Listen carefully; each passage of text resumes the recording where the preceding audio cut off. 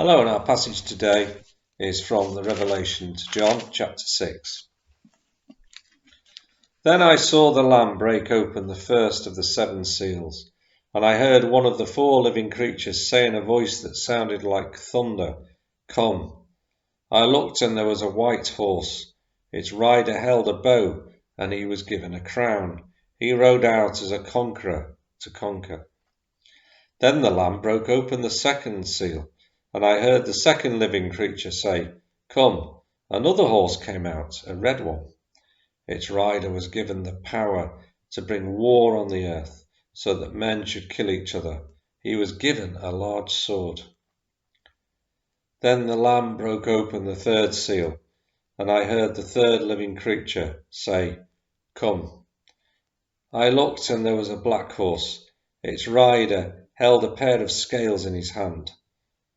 I heard what sounded like a voice coming out from among the four living creatures, which said, "A litre of wheat for a day's wages, and 3 litres of barley for a day's wages, but do not damage the olive trees and the vineyards." Then the Lamb broke open the fourth seal, and I heard the fourth living creature say, "Come." I looked, and there was a pale-coloured horse.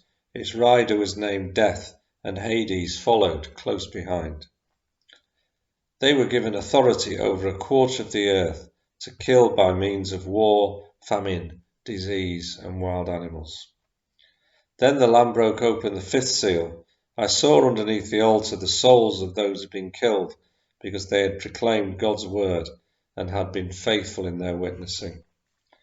They shouted in a loud voice, "Almighty Lord, holy and true, how long will it be until you judge the people on earth and punish them for killing us?" Each of them was given a white robe, and they were told to rest a little while longer, until the complete number of their fellow servants and brothers had been killed as they had been. And I saw the Lamb break open the sixth seal. There was a violent earthquake, and the sun became black like coarse black cloth, and the moon turned completely red like blood. The stars fell down to earth like unripe figs falling from the tree when a strong wind shakes it. The sky disappeared like a scroll being rolled up, and every mountain and island was moved from its place. Then the kings of the earth, the rulers and the military chiefs, the rich and the powerful, and all other men, slave and free, hid themselves in caves and under rocks on the mountains. They called out to the mountains and to the rocks, "Fall on us and hide us from the eyes of the one who sits on the throne and from the anger of the Lamb. The terrible day of their anger is here, and who can stand against it?"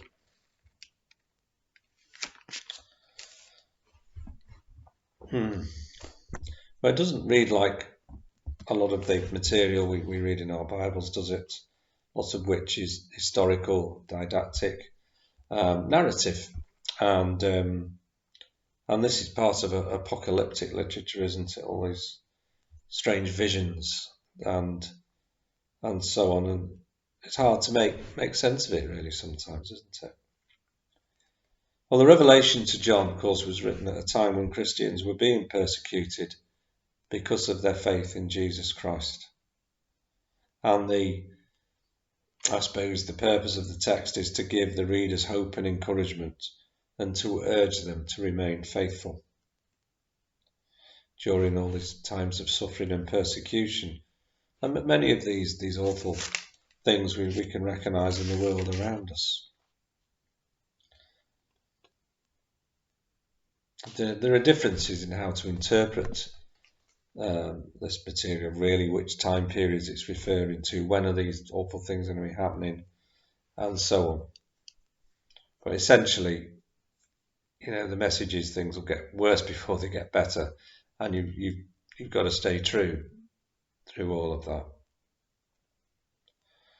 And the book as a whole reveals a series of revelations and visions presented in this very strange symbolic language. And many of the themes and ideas keep being repeated. So it's a difficult read, isn't it? in many ways. It's not like the reads we get, from other parts of our Bibles. But nonetheless, it's telling us, isn't it, to remain faithful through the hard times and remain true until the ultimate glory comes. Thank you.